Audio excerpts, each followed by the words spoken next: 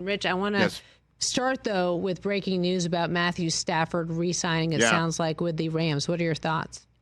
It made sense, made complete sense. The other stuff made absolutely no sense to me.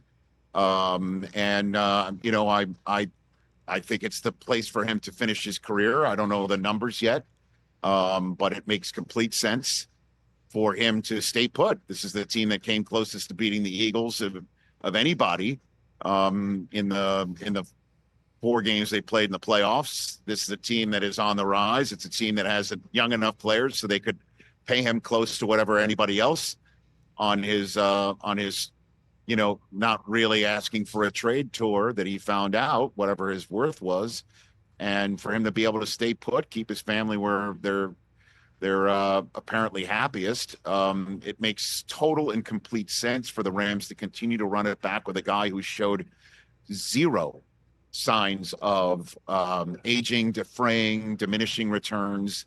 And I'm glad to hear it, especially since, you know, as everybody there on the show knows, season ticket holder Chris Brockman, you I'm sure are very happy about this news for the Rams to continue to on in their way, right? For otherwise, was Del Tufo organizing maybe you become a Charger fan? If that didn't happen, was next or something like that? Vegas is going to go to the Raiders. Who knows? He's doing every team. He's the worst. It's it. You know, you would become deeper in love with the Dodgers. I don't know. It just makes complete sense for him to just finish his career, maybe win one more ring. The other places he would have to start from scratch if you're you know, hearing the other places that were actually hitting the number for him. So I think it's great news, Suze. Yeah, I mean, why else would he? For Los Angeles and him. Yeah, he wouldn't want to be away from Puka Nacua, the star of Moana 3. That would be a real tragedy. Is he really the star of Moana 3? No, we've cast him that. We've cast him that today. Yeah, and Canto 2 or Moana 3, one of the other. You've missed a heck of a show here, Rich.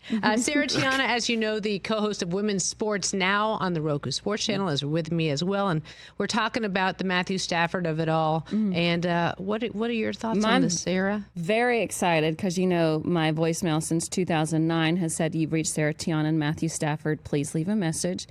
And that was because, like, when I was dating, I just wanted to make sure that if anybody did not know who Matthew Stafford was, then there was no point in us even going out.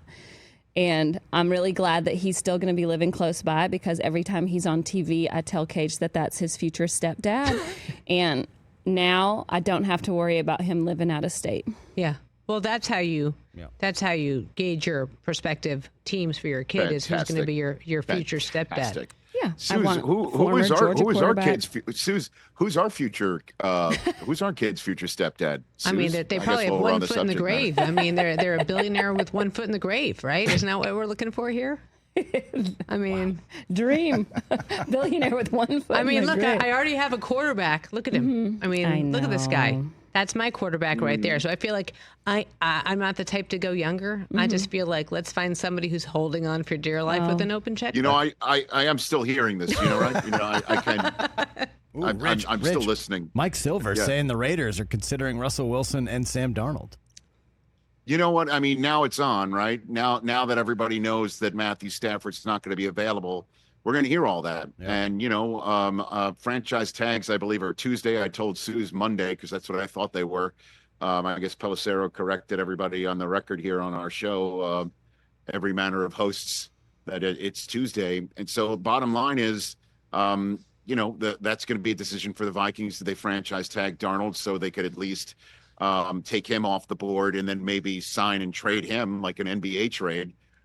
Or is Aaron Rodgers going to be available, or is Russell going to go to the Raiders and have a let Russ cook reunion?